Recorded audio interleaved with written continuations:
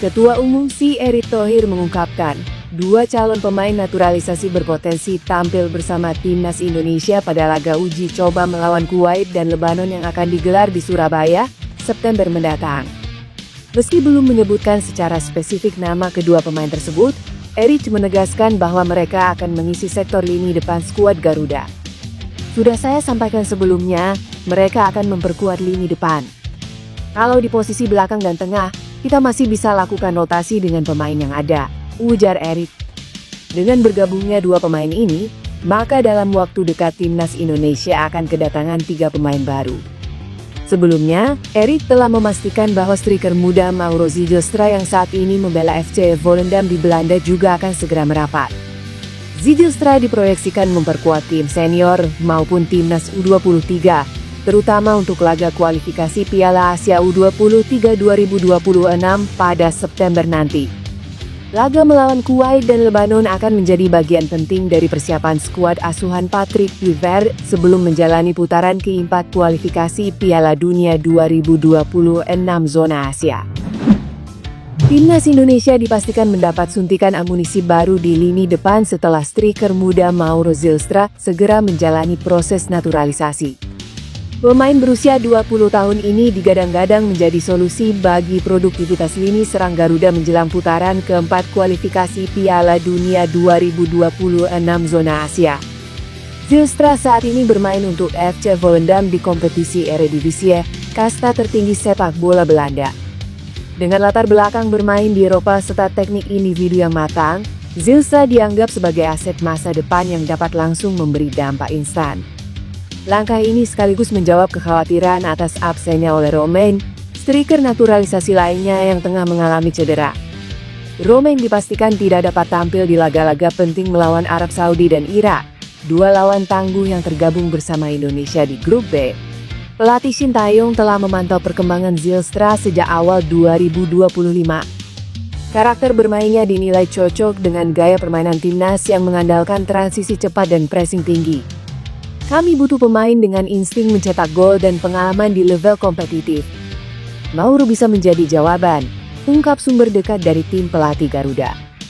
Selain Zijlstra, sejumlah nama muda lainnya juga diproyeksikan tampil untuk memperkuat timnas pada fase penting ini, seperti Marcelino Ferdinand dan Rafael Struijk, menciptakan kombinasi generasi emas yang dinamis.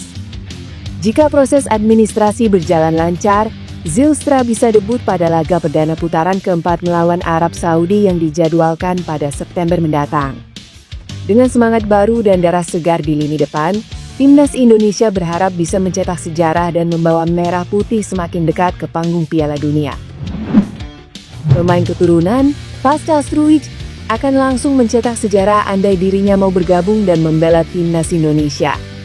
Pasca Struijk merupakan pemain keturunan Grade A yang malang melintang di Inggris bersama Leeds United.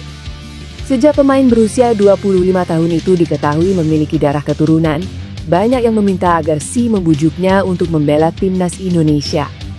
Pasalnya, Struijk punya pengalaman bermain di level tertinggi. Selain membela Leeds United, ia juga pernah menimba ilmu di Ajax Amsterdam. Bersama Leeds, Struijk mampu mencatatkan 159 penampilan di berbagai ajang dan berhasil mencetak 14 gol serta 1 assist. Tak hanya jadi andalan, pemain kelahiran Belgia ini juga beberapa kali dipercaya sebagai kapten tim berjuluk TP Coach tersebut. Harapan agar Struijk dinaturalisasi sempat muncul saat Patrick Kluivert dan Daniel Lanza terlihat duduk berdekatan dengannya di laga Oxford United vs Leeds United. Saat itu, pelatih timnas Indonesia dan asistennya itu duduk di belakang Struijk yang absen karena mengalami cedera kaki. Namun sejak pertemuan itu terjadi, belum ada tanda-tanda Struijk akan dinaturalisasi oleh Si untuk membela timnas Indonesia. Meski begitu, tetap saja peluang jebolan Akademi ADO Den Haag itu dinaturalisasi oleh Si masih terbuka lebar.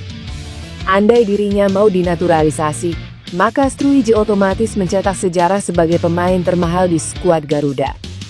Saat ini, pemain berpaspor Belanda itu memiliki nilai pasar 312,87 miliar. Nilai pasar itu unggul jauh dari Jai Zes yang memiliki nilai pasar 130,36 miliar. Cederanya penyerang timnas sepak bola Indonesia oleh Romain mendorong PSSI untuk mempercepat proses naturalisasi pemain keturunan Indonesia, Mauro Zijlstra. Penyerang berusia 20 tahun itu saat ini bermain untuk klub Belanda FF Volendam. Erick Thohir mengatakan bahwa proses naturalisasi Mauro berjalan lancar.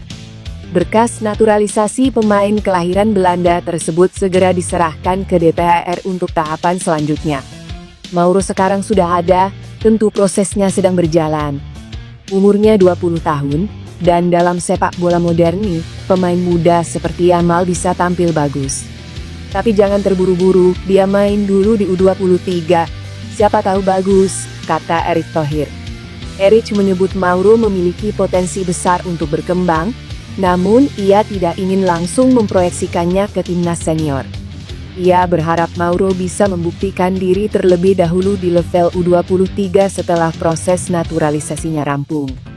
Dengan dipercepatnya proses naturalisasi Mauro, Erick berharap bisa menambah kedalaman skuad timnas Indonesia di sektor penyerang. Hal itu baik di level usia maupun senior di masa depan. Patrick Kluivert ternyata merupakan sosok yang mengajak ayah Demiane Agustien bela Curaçao. Akankah koneksi itu bakal membuat pemain Arsenal memilih skuad Garuda? Demiane Agustien menjadi sorotan karena baru menandatangani kontrak profesional bersama Akademi Arsenal. Menariknya, ia memiliki darah keturunan Indonesia dan eligible memperkuat skuad Garuda. Darah Indonesia Demiane Agustien mengalir dari sang nenek, sementara ibunya berdarah Indonesia Belanda. Sedangkan ayahnya, Kemi Agustien, berdarah Curaçao Belanda. Dengan garis keturunan ini, ia memiliki opsi untuk membela 3 negara yaitu Indonesia, Belanda, atau Curaçao. Sejauh ini, ia telah mencatatkan 3 penampilan untuk timnas Curaçao U17 dan 2 kali bermain untuk timnas Belanda U18 pada Maret 2025. Meskipun telah membela negara lain di level junior, Demiane secara terbuka menyambut hangat kemungkinan untuk mengenakan seragam merah putih. Dalam sebuah wawancara bersama Yusa Nugraha pada Februari 2025, ia menyebut kesempatan membela timnas Indonesia adalah sebuah hal yang indah. Ketika mungkin saya bisa membela timnas Indonesia dan bermain untuk Indonesia, itu sangat indah jika bisa terjadi. Saya sangat menantikan terbang ke Indonesia dan bermain, kata Demiane Agustien. Koneksi paling menarik terletak pada sosok Patrick Kluivert. Jauh sebelum menangani timnas Indonesia, Kluivert adalah pelatih yang membesut timnas Curaçao pada 2015.